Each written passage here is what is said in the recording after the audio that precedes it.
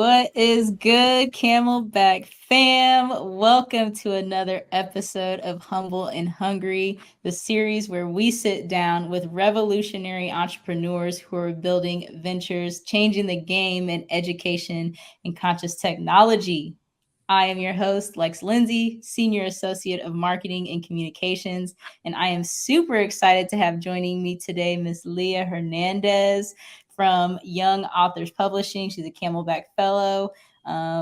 Leah, welcome. Thank you so much for being here today. Thanks for having me. I'm happy to be here. Yes, ma'am. Yes, ma'am. Well, I guess we'll kind of just get stuff kicked off right now. What's been up? What's new? What's happening with Young Authors Publishing? Yeah, it's a great question. I think the most important thing to know now is that we're actually going by a new name, which is Muse. But fear not, Young Authors Publishing is not gone anywhere. We have just expanded the work that we're doing within the publishing industry and trying to diversify the landscape. So Young Authors Publishing is now an imprint under Muse. We have an adult imprint, still cater to diverse voices and authors. We also launched a distribution arm of the company, so helping other BIPOC publishers get access to distribution so that way they can scale their own publishing companies. And then very soon we'll have some new tech that's coming out. I think I can talk about it now because this will be live later. So yeah, but we're building out a new tech platform that helps people create their own family legacy books, which we're really excited about. Oh my gosh. Oh my gosh. There's so many new things popping off. I know you are so excited. Oh my goodness. Well, I'm super excited to get into this conversation. Just talk about the work that you've been doing, and maybe we'll even get into a little bit more of like what's coming up next as well. But that's all super exciting. Super, super happy for you, and that expansion that's here is here now. It is. We're live. We're live. Thank you. I appreciate that. Awesome. Well, I briefly introduced you, but I would love for you to just share a little bit more about who you are and the work that it is you're doing with now Muse. Yeah, thanks for asking. So my name is Leah Hernandez. I'm originally from Southern California, graduated from Clark Atlanta University, and have been in Atlanta ever since. And my journey into publishing really started by me self-publishing my own book. And through that process, it was very difficult. I didn't really know anybody who worked in publishing. I never really thought about publishing being an industry. I would just read books, but I never thought about the business behind it. And shortly after me publishing my book, I got a lot of requests to help people do the same. And so I helped a friend from high school publish her own book, and then was approached by the Atlanta Housing Authority, and they were looking for a new youth development program. I was still a college student at the time. So I was like, the only thing I know kind of how to do well, a little bit, is put a book together and to publish it. Like I did it for myself. I helped someone else do it. So I was like, maybe I can help kids write and publish a book. They can keep the royalties, and it'll just kind of be like this one-time program that I would do really to get the grant and to like give me something to do while in school. And did that. We ended up publishing a book called Roxy's Day in Vine City. For those of you who don't know, Vine City is a real community here in Atlanta. And at the time we wrote the book, it was being rapidly gentrified. And so the children were seeing this and wrote a really beautiful book about a Chihuahua who was new to the community and noticed all the changes that were happening and wanted to learn more about the history of their community. So that was kind of like the spark for me of one, realizing it didn't take much for these kids to come up with a great concept. Like I was just there to help, but they had the ideas, they had the excitement and engagement.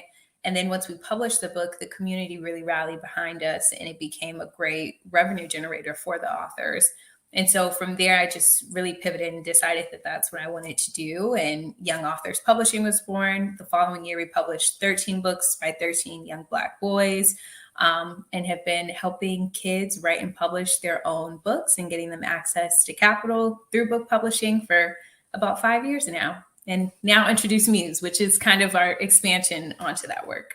Oh my goodness. Oh my goodness. That's beautiful. And it sounds like you kind of like stumbled your way into entrepreneurship. As I've been doing these interviews and talking with different fellows, it seems like that's like the theme. A lot of times it's, just by accident we find ourselves in this position. And so that's awesome to hear that it's kind of the same story for you. Yeah. So you already kind of talked about just like the genesis of Young Authors Publishing, and you mentioned how the I think the larger part is being able to help these young people publish their books. But I know that there's another piece to it, which is the financial literacy piece. And I was wondering if you could talk a little bit more about the work that you're doing there. Absolutely. Yeah.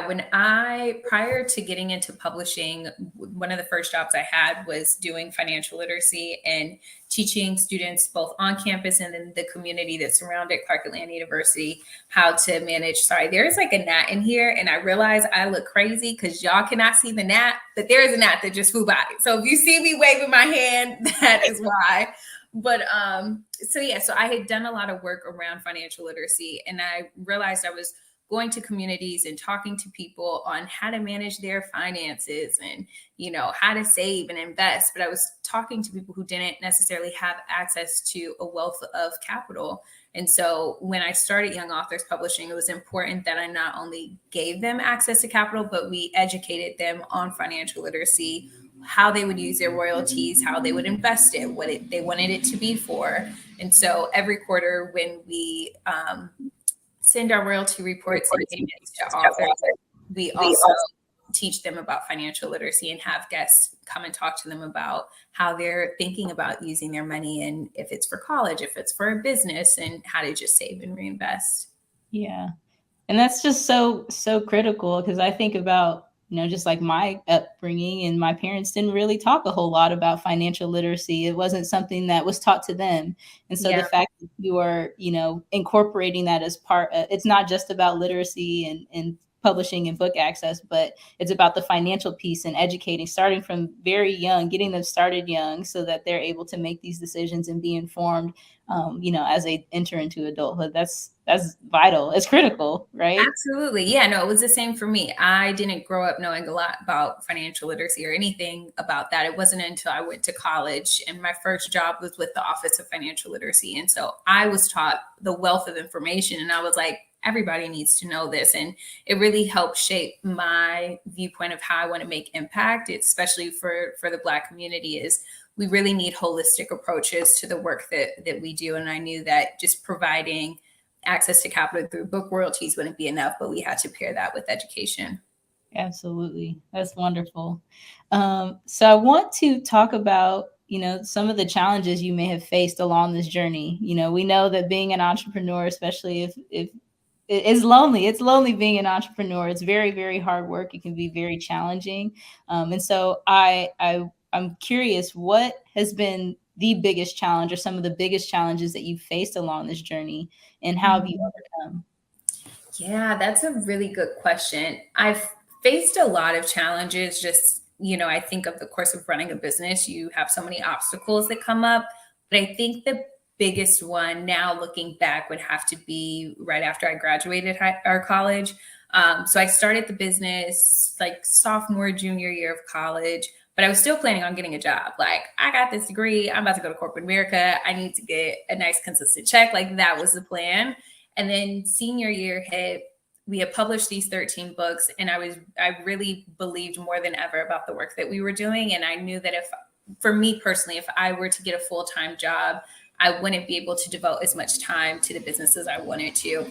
And so I did a very wild thing, and I did not get a job right after college. I just worked on this business. And that 6 months to a year right after college was really, really hard for me. One, because your girl didn't really have no income coming in. So I was like freelancing on the side and had a client here, had a client, like I was just trying to figure it out. But I think that's when the mental stamina of entrepreneurship really hit me in a way that I didn't have to deal with before. I'm better at it now, but it was a lesson for me of if you're in this for the long haul, you have to actually see it through. And I think that was the first time where I was like, yeah, I may want to quit. I don't know if I want to do this. And so making it past that hump was a challenge that I think is the one that's ringing the most true for me right now, or that I'm remembering. Yeah. Well, so I would love to talk about how and your advice for how you get over that point of like, I think I might not want to do this anymore just because it is so hard. I can imagine. I mean, we know like there's so many ventures out there that they don't come, either they don't come to fruition, or you're in business for a year, 3 years, 5 years, and then it's just like, this is too much, and you stop. And so I would love to hear your advice to your younger self in that moment, or to anybody who might be going through and in that moment right now of like, I don't know if I should keep going with this. How can they keep pushing forward? That's a good question. Something that somebody told me once, and it's just like really stuck with me, was you're never going to make it if you stop. In short, like, and I'm paraphrasing. And the way I receive that is that if I quit now, I'm never going to see everything that I'm seeing in my head, the visions that I have, where I want this business to go. And so the only solution is still to keep going. Even if I'm crying, even if I'm like crawling my way out of this thing, like, I have to just keep moving forward.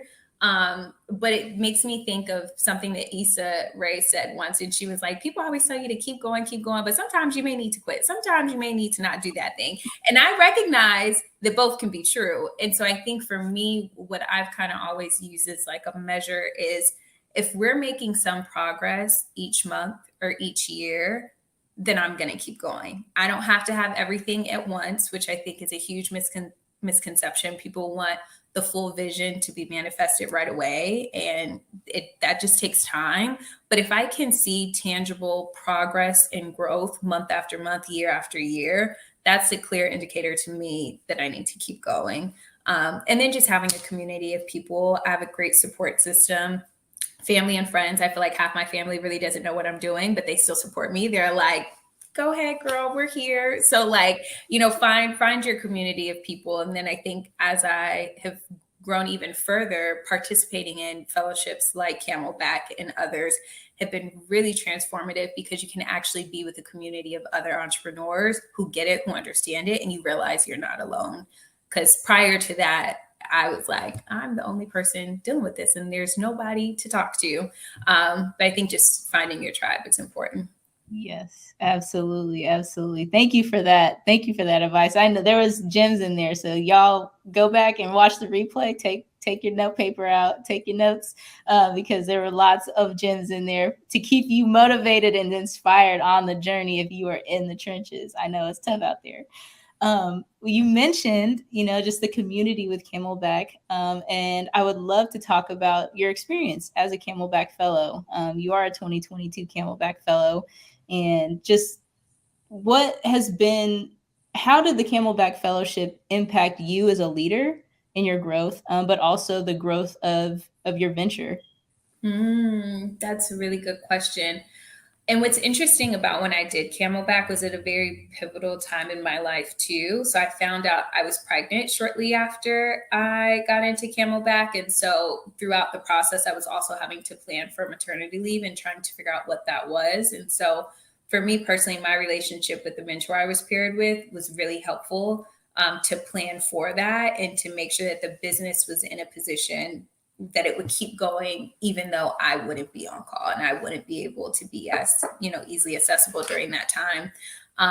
But I think y'all are really good at spreadsheets and templates, and that is my love language. So I just remember some of like the practices that you guys had us going through with getting your OKRs for the year and figuring out how to do your strategic yearly plan. Like, that was super transformative for me, because it was also in a season where I was preparing to be away from the business for 3 months. And we also had to figure out what the future of the business looked like. So a lot of the work that we were doing with Muse and having to rebrand, the start of that really came during the Camelback Fellowship, and having a mentor and someone to kind of guide and coach me through that was really helpful. I think I also had to like put on my big girl panties and make really hard decisions about team and team structure. And I don't think I would have had the confidence to be able to do that without the support of Camelback. Oh, man, that is amazing to hear. I know this is a little bit off script, but I want to talk a little bit just about being like a mom, being a parent entrepreneur, because we don't often get the opportunity to talk about or to talk with entrepreneurs and founders who are parents. And so What question do I want to ask here? Just what advice do you have for people who are parents and wanting to embark on this entrepreneurial journey? Like, if you could give them two pieces of advice, what would you say to them? That's tough. I'm like, I need the advice. I'm how old is my daughter? I'm 8 months in. I'm like, what's going on here? I think I've had to really reevaluate and I don't like saying work-life balance. Someone actually in Camelback told me this. He was like, I don't want to have a work-life balance. When you're balancing stuff, you look a hot mess. You standing on one foot, you're trying to figure it out. It just doesn't work. He was like, instead, I strive for harmony. And that's kind of been the season that I'm in now. I'm realizing that the journey to entrepreneurship is a marathon, and everything isn't going to happen all at once. But I personally have made the decision that I'm no longer going to sacrifice my own personal life and my fulfillment in this life and me trying to chase this dream, if that makes sense. So I'm going to do the things. I'm going to find tiny joys in the day. I may not take a meeting on this day. I'm going to go for walks. I'm going to enjoy this life fully because I believe that this business is going to be successful and it's going to reach all of the goals and all the things that I want to happen. But in the process of me doing that, I have to thoroughly, really enjoy this life that I'm living and experience it with the people that I love. And I think before having my daughter, I was like, I'll get to that after I reach the success and after, we reach these goals. And now I'm just trying to find harmony in it all and figure out a way to have that throughout the journey. So I don't know if that's good advice, but that's what I'm processing and having to go through now. No, that is perfect. And truly even applicable to folks who aren't parents. Just a life lesson right there is finding harmony. Because we had a conversation a couple of weeks ago with another fellow. We were talking about hustle culture and how, it's really kind of poured into us that in order to find success in entrepreneurship or in life, you just have to be on all the time. And the reality is that our bodies are not machines. We're not meant to be working all the time and to just be hustling this hard. Like, burnout is a real thing. But as you mentioned, to find harmony, to find peace and enjoyment in the work that it is you're doing, it's important that you're coming from a full cup. And the only way to do that is to take care of the other pieces of you, not just focus on professional, but like me as a person. Exactly. And so I think that was on point. Thank you. So I'm like waving this now where I don't know why it is trying me today. Right? Oh, not today. Not today. So you mentioned that you have a little one. And so I want to hop over to legacy. And at Camelback, we talk about generational inheritance versus generational wealth, because it's about more than just like the financial pieces, the financial things that we leave behind to our next generations, but the policies and the mindset shifts and the practices that we leave behind to the next generation. And so when you think about the work that you're doing with Muse and you think about where you guys are headed in the future, what legacy do you hope to leave behind for your daughter, for the young authors out there, and just the world in general? Yeah, it's a good question. I think, and this could change, but I think that legacy for me right now is really the betterment of people of color in general, and making sure that we are not just represented in books. But I think the more that I'm in this space, I realize that books is connected to so many things, right? So 50% of the TV shows and movies that we watch are based on novels, if not more. That was the last time I checked. And so if we're not in the books, we're not on the screens. If we're not on the screens, we're not represented. We don't feel seen. We don't feel heard. We feel like our stories are not valued. That's directly connected to the way that we think about ourselves, our confidence, right? And I think in children's literature specifically, as a nation, we're going through a really tough time in making sure that kids are literate and are reading by at their age grade by the third grade. And so all of that is connected in the media that we consume and that we produce. And for me, my goal right now is to make sure that we are bringing more people of color into the ecosystem who are making decisions about what we consume and that have all of these other effects into regular life, right? So legacy, as far as Muse, I really want us to be a media conglomerate that is for the betterment of people of color and championing these stories and making sure that people are receiving all types of stories by diverse writers. I think for me personally, when I think about like my own personal legacy, what I want for my family and my daughter, of course, is the wealth aspect, but I really want, and I'm thinking about my daughter, but I'm also thinking about the people that I want to serve. But I want them to journey through this life, not having to second guess their own value and what they mean to this world. And I think in this season of my life, the way that I'm attacking that, if you will, is through media, because I believe that media is so powerful. And I believe specifically in book publishing, I feel like it's something that we have been deliberately kept out of by design. And so a lot of the work that I'm trying to do is just to dismantle that and to hold the door open for as many people of color to navigate this space and to succeed in it. And you know, for like my great grandkids in the future and my daughter, I just want them to be like, no, I don't really know what she did. I just know that she like helped Black people, and you know, and we're good. You know, we got our properties, we got our ranch, and we're chilling. Like that's all I need them to worry about. Yes, ma'am. Yes, ma'am. No, that is such a beautiful legacy.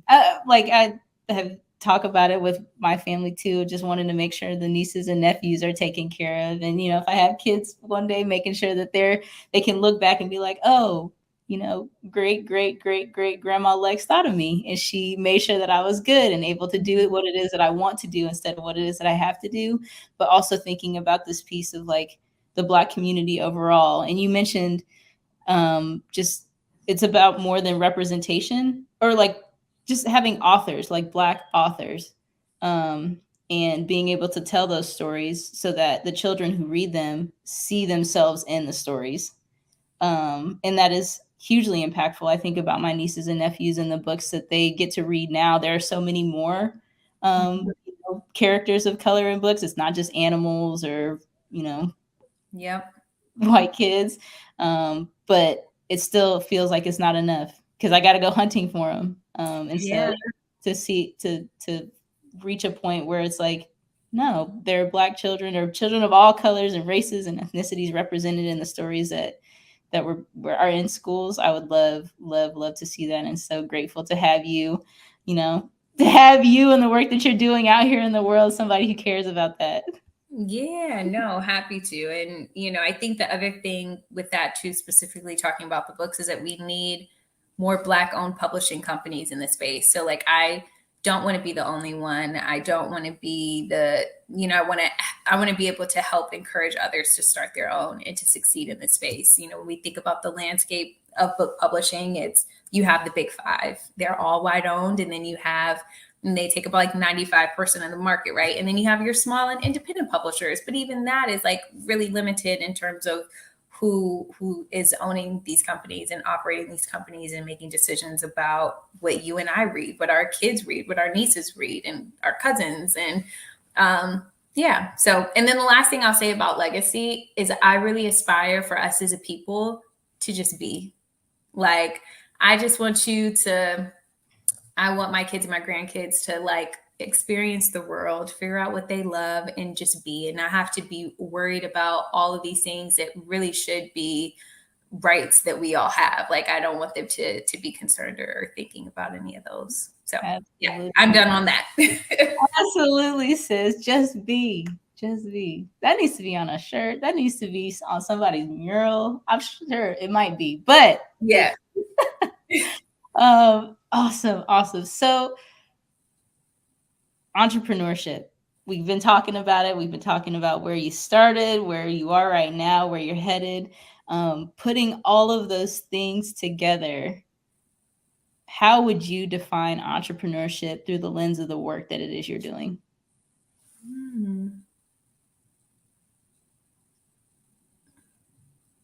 I have a short answer, and then maybe I can explain it to make it make more sense.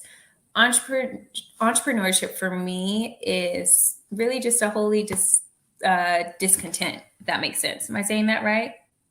Yeah, I think so. Correct me if I'm wrong, y'all.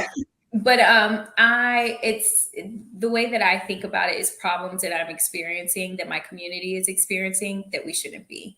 And for this season and stage of my entrepreneurship journey, it is dealing with media and books. But yeah, it's just something that to me doesn't sit right in my spirit. I'm like, this don't seem right, or I don't like the way that this is.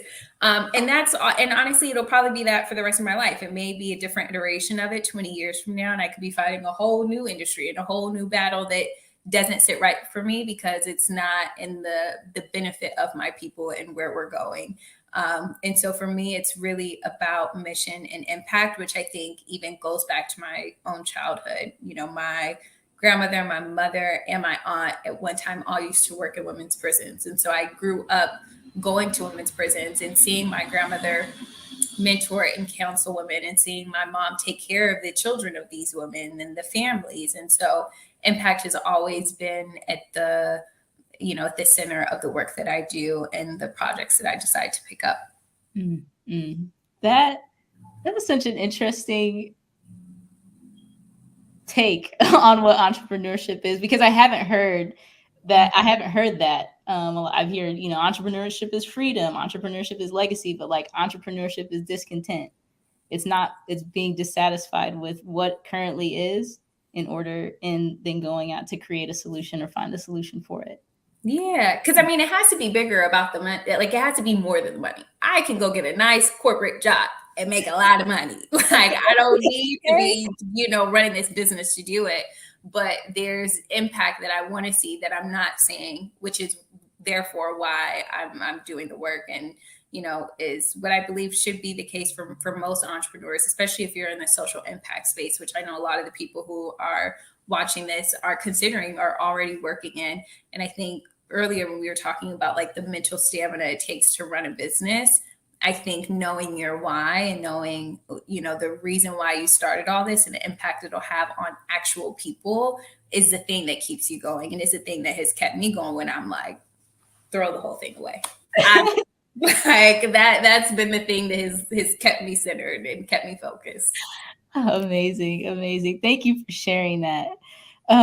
So we're wrapping up. We've kind of talked a little bit about what is next for you and next for Muse. I don't know if you have any final thoughts that you want to share on what's happening through the rest of 2023 or what is on the horizon for 2024. Anything that people should keep an eye out for as far as like fundraising or being able to support you?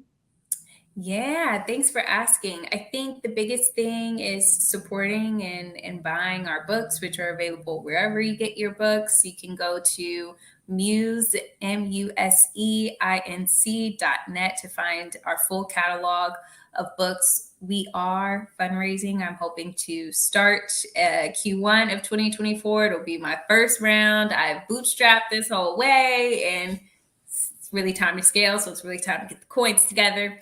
So if you are interested in that and impact in the media and book space, please let me know. And the last thing that I will say is go over to our website and head over to the Roots tab. I didn't spend too much time talking about it, but that is our personalized publishing platform that allows people to create their own family legacy book. So everybody's doing the ancestry DNA, the African ancestry, but I want there to be a space where we can all capture our family stories through photo and text and using AI and text to make it really easy and accessible for everyone. So if you're interested in that, please sign up for that and get on the wait list because we are building out that platform and want to hear from you all what you want to see in that and what would be helpful.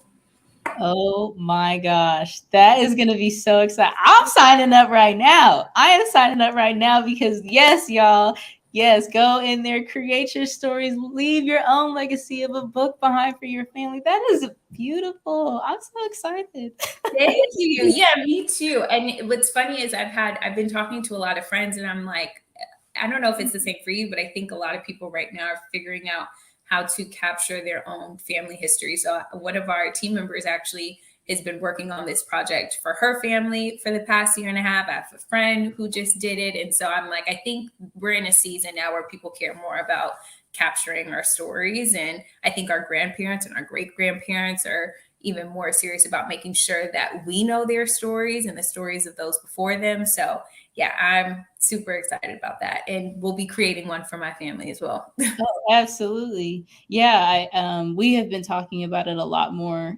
within my own family personally. It's just like, my great grandparents at this point, they've all passed away, and it's in my own reflections, I'm like, man, I wish I would have taken the opportunity to sit with them and talk with them about like where it is that they come from, because I think it's only like my great grandfather, his parents were freed slaves.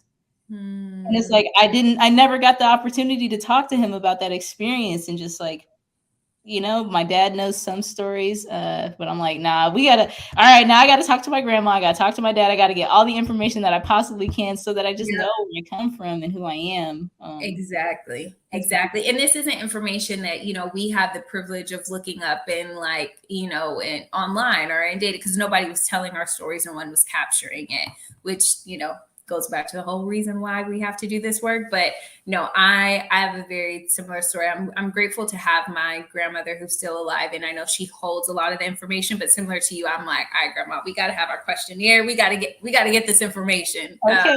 So yeah, no, I will keep you posted, and when I find the tips and tricks and things, I'll send them your way. Absolutely. Thank you so much. Well, Leah, we're wrapping up here. But before we close out, I always like to ask kind of a more fun-ish question.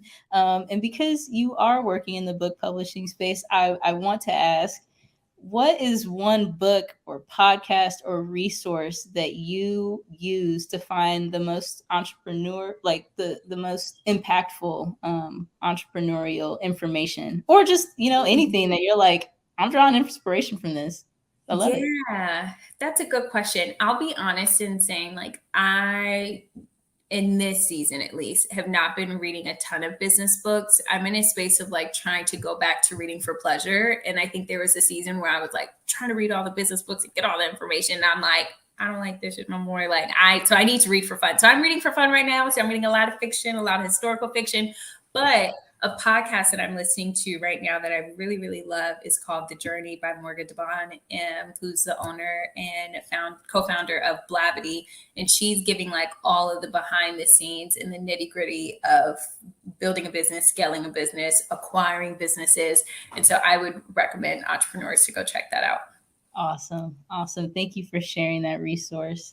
Leah, thank you so much again for joining us today. I know that we dropped the link to your website, but if folks want to connect with you just to learn more about Muse, the work that you're doing, continue to support you, where can people find you on social media? Where can they find you on the interwebs? Yeah, thanks for asking. So you can follow me personally. I'm on LinkedIn. That's where you'll probably see a lot of business things. Leah Hernandez.